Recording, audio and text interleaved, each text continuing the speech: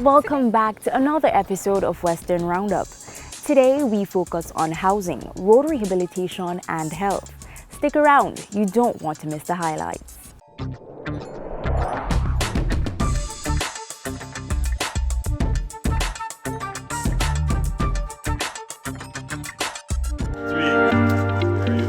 A feeling of joy permeated the atmosphere in two St. Elizabeth communities in January as two disabled residents received the keys to their brand new homes under government's new social housing program, NSHP. Leslie Mackenzie of Lacovia and Winston Williams from Cameron Hill were excited to receive their new homes. Prime Minister Andrew Holness was on hand to present them with their new abode. Though the units are handed over free of cost to the beneficiary, the units are not free. It is from the Jamaican taxpayer. It is part of the government giving back to the country, giving back to the people. And we're making sure that whatever we give back, it goes to the people who really need it. The Prime Minister highlighted the targeted approach under the NSHP of identifying persons in dire situations, particularly those who are disabled. We have to be, as a country and as a government, far more sensitive to persons with disabilities. Prime Minister Holness hopped over to Lima District in Adelphi, St. James to hand over a one-bedroom unit to 67-year-old Norma Cooper. I'm really happy. I felt very, very grateful so much that I can hardly speak.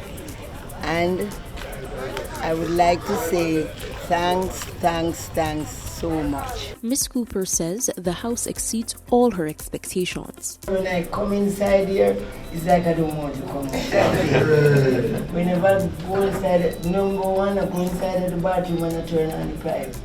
And when I turn on the pipe, I say to myself, man, this place looks like a hotel. That is so good. Over in St. Anne, residents who use the stretch of roadway between Runaway Bay and Brownstown will soon benefit from an improved road surface. That's thanks to a $204 million project being spearheaded by the National Works Agency, NWA. Minister without portfolio in the Ministry of Economic Growth and Job Creation, Everald Warmington, broke ground recently for works to get underway. The scope of work includes cleaning of existing drains and the construction of new ones, installation of stormwater culverts, the building of retaining walls, as well as the reshaping and asphalting of the road surface. This $204 million road rehabilitation project enforces our commitment to sustainable development and our unwavering dedication to improving the lives of our citizens. We understand the frustration caused by dilapidated roads, traffic congestion, and also the hindrance they pose to economic development. Therefore, we have formulated an inclusive and ambitious plan to address these challenges. For the first time in history, this road will be fully rehabilitated after decades from Runaway Bay right through to Brownstown. This new stretch of roadway will greatly assist tourism workers who travel daily on the thoroughfare to get to the North Coast.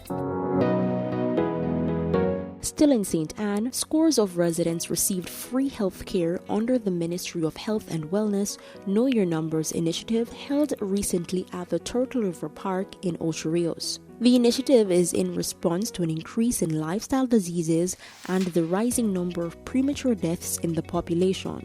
The campaign aims to encourage Jamaicans to get routine checkups and learn about their health status. We must take responsibility for our health.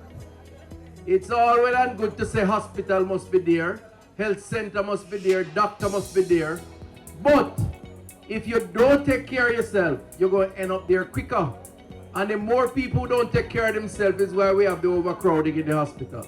We need to live a balanced life. So know your numbers just mean Come and get your health checks, which you must get once a year, and adjust your lifestyle in order to have longer life and better quality of life. That's all for the program today. As usual, thank you for joining us for Western Roundup, where we take you from the corners of St. Elizabeth to the hilly terrains of St. Anne. Remember to send us your feedback to gismabe@gis.gov.gm. Until next time, take care.